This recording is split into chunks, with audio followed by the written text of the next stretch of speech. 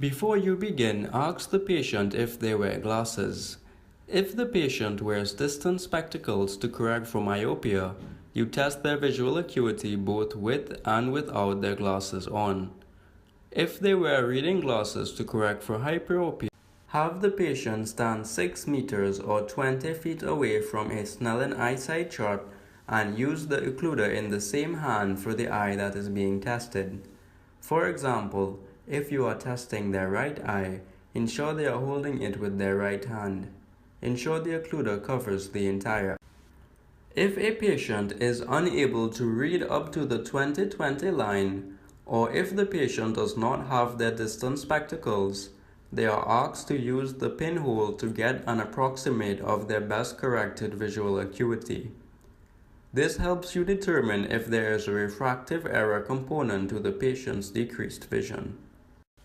Ask them to read from the top down up to the furthest point they could read on the chart.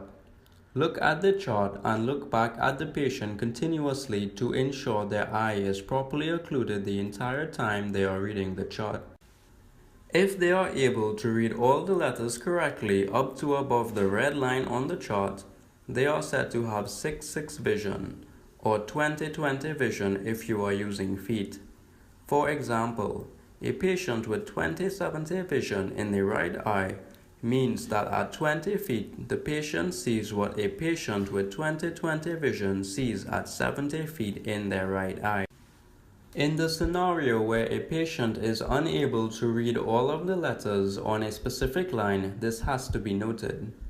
For example, if they misread one of the letters on the 20/70 line, their visual acuity is recorded as 20/70 minus 1. However, a patient is allowed a maximum of 3 errors on one line.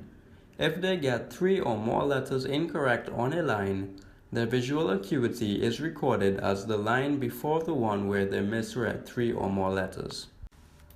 In the scenario where a patient is unable to read letters such as a young child, you can use the kindergarten test chart which utilizes symbols instead of letters. There is also the Schrögen hand test. If a patient is unable to see the first letter at 6 meters, gradually bring them closer in 1 meter intervals until they are 1 meter away from the chart. If they are still unable to read any of the letters, other methods of assessment must be used. Assess hand movements by asking them to let you know when they start seeing your hand moving. Some patients with glaucoma may only perceive hand movements in their temporal field, known as a temporal island of vision. Hold up fingers and ask them if they can count how many fingers you are holding up. Test light projection by shining a bright light from different directions and ask them to let you know what direction the light is coming from. Test light perception by shining a light directly in their eye and letting you know if they are seeing it. Record these tests as hand movements, counting fingers, light projection, and light perception at 1 meter.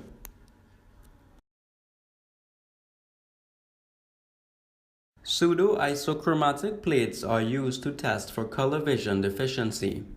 It should be noted that the Ishihara plates usually consist of 38 plates and only screen for red-green color deficiency, but the plates used in this video consist of 24 plates with additional plates to screen for blue-yellow color deficiencies, as well as symbols for the pediatric population.